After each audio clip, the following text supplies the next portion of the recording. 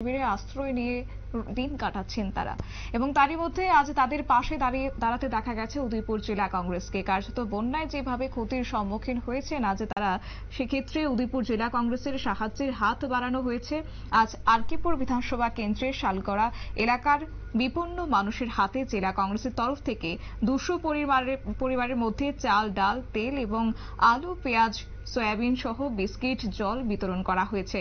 উপস্থিত ছিলেন জেলা কংগ্রেস সভাপতি টিটন পাল, একই সঙ্গে ছিলেন ব্লক কংগ্রেস সভাপতি রণজিৎ দেবনাথ প্রমুখ। কি রয়েছে বিস্তারিত বিষয় শুনুন। মানুষ বন্যায় আপনারা জানেন সবাই বিপন্ন।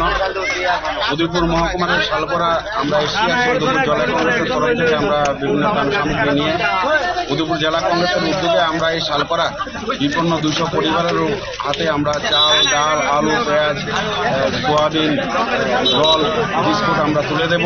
এইভাবে প্রত্যেক দিন আমাদের সেখানে উদয়পুর জেলা কংগ্রেসের তরফ থেকে বন্যা বিপন্ন মানুষের পাশে থাকার আমরা যে সংকল্প করেছি সেটা অব্যাহত রয়েছে।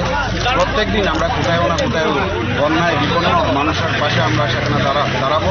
আমরা আপনাদের কাছে আবেদন করব, যার যতটুকু সাধ্য আছে রাজনৈতিক দল মত নির্বিশেষে সমস্ত কিছু বলে এই মুহূর্তে আপনারা সবাই বিপন্ন মানুষের পাশে দাঁড়ান এবং সরকারের কাছে আবেদন করব যে আপনারা সঠিক তদন্তক্রমে যারা ক্ষতিগ্রস্ত হয়েছে সমস্ত অংশের মানুষের যে অর্থনৈতিক ক্ষতি হয়েছে তার ক্ষতিপূরণের সেখানে উদ্যোগ দেওয়ার সেখানে গ্রহণ করা হবে। নমস্কার।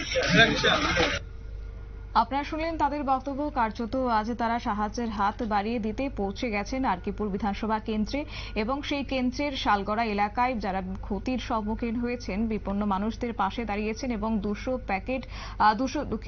পরিবারের মধ্যে চাল, ডাল, তেল এবং বিভিন্ন খাদ্য সামগ্রী আজ তারা বিতরণ করেছেন। একই সঙ্গে বিশুদ্ধ পানীয় জল তারা আজ বিতরণ করেছেন এবং তাদের এই উদ্যোগকে অনেকটা সাধুবাদ জানিয়েছে এবং খুশি হয়েছেন কার্যত সেই এলাকার বাসিন্দারা।